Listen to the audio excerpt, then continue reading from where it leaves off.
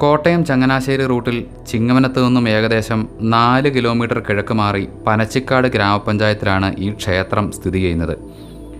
ഒരു സാധാരണ ഗ്രാമീണ ക്ഷേത്രം. കിഴക്കോട്ടാണ് ദർശനമെങ്കിലും പടിഞ്ഞാറ് ഭാഗത്താണ് ക്ഷേത്രകവാടമുള്ളത്. 3 നിലകളിലായി ഒരു അലങ്കാര ഗോപുരവുമുണ്ട്. ക്ഷേത്രത്തിൽ കൊടിയേറി ഉത്സവമില്ലാത്തതിനാൽ ധ്വജപ്രതിഷ്ഠയുമില്ല. ഈ വിഷ്ണു ക്ഷേത്രത്തിൻ്റെ തെക്ക് ഭാഗത്ത് ഒരല്പം താഴെയായിട്ടാണ് സരസ്വതി ദേവിയുടെ ക്ഷേത്രം സ്ഥിതി ചെയ്യുന്നത്. വിഷ്ണു ക്ഷേത്രത്തിൽ ശ്രീകോവിലും നാലമ്പലവും ആനക്കൊട്ടിലുമൊക്കെ ഉണ്ടെങ്കിലും സരസ്വതി ക്ഷേത്രത്തിൽ ഇവയൊന്നുമില്ല.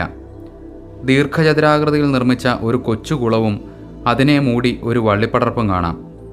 ആ വള്ളിപ്പടർപ്പിനകത്ത് ഒരു ചെറിയ ഗുഹയിലാണ് കിഴക്കോട്ട് ദർശനമായ സരസ്വതി ദേവിയുടെ മൂലവിഗ്രഹം കുടികൊള്ളുന്നത്.